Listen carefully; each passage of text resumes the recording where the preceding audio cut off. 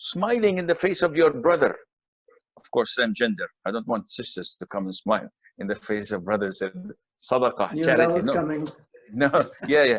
The same gender, smiling in the face of the same gender, your brother, is a charity. Helping your mother in the kitchen is a charity. Feeding the Which people. I'm sure everybody is getting very used to in this time. Now, men are professional cooks now. We know how to cook everything, mashallah, tabarakallah. And especially at these times of COVID-19, men and women around us are suffering, especially those who are dependent on their daily wages and there's no work.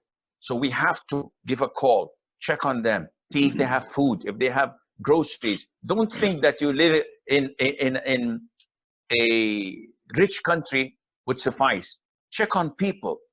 And of course, try to divide your day and night so that you don't get bored. So if you recite Quran for 1 hour and then you feel a little bit bored, engage in making dua. This is the month of dua.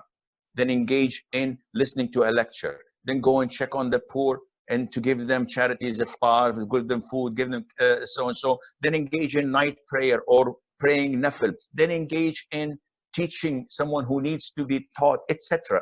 The du'at, they know this, alhamdulillah. They've got their plate full.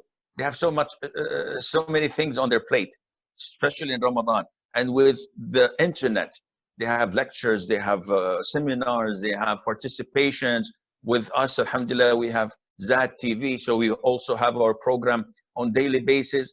But as Sheikh Shadi said, it is extremely important not to go into the loop without rectifying your niyyah.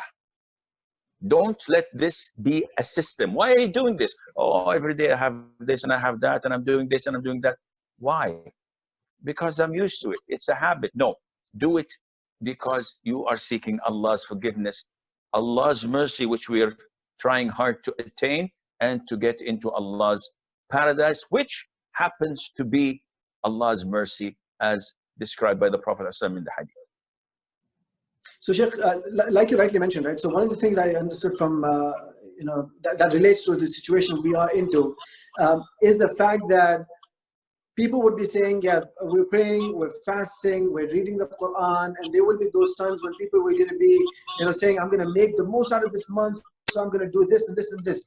But they ignore the fact that in such a situation, Allah subhanahu wa ta'ala, because Islam is balanced, then there is certain, the help they can give to their parents or their families, their wives, their kids, looking after them during these situations. So would that also be a recommendation in terms of balancing between your ibadat and then also balancing with the household work, where you're not ignoring all of those important things because of a situation that has arisen, looking after your neighbors, trying to see how best you can, get in touch with the people could be into a problem.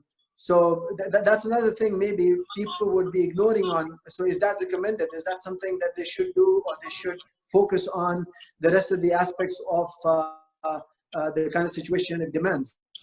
Okay, I think you're asking me. See, the problem is that being a servant of Allah Azza wa Jal does not limit your duties only in Taraweeh, fasting, in giving charity, reading the Quran, and that's it. And unfortunately, this might be one of the traps of Shaytan. And you may say, Sheikh, what do you mean by traps of Shaytan? You're scaring me. Say, Akhi, رُبَّ حَسَنَةٍ أَدْخَلَتْ صَاحِبَهَا النَّارِ. Maybe one good deed would admit the person who did it to hellfire. And maybe one sin would admit the person who did it to paradise.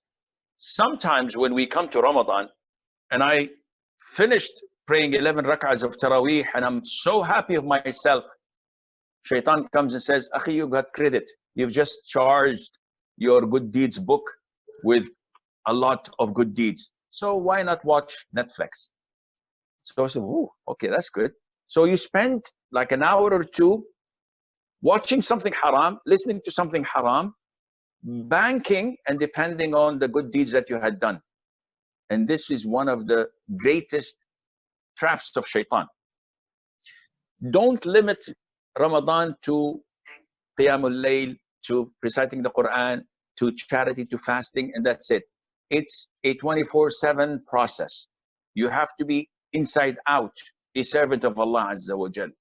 And you have to diversify the ways of worshiping Allah Azza wa Jal by being kind to your siblings, being kind and dutiful to your parents, taking care of your children, utilizing every day, every hour, and every minute of this month to get closer to Allah Azza wa Jal.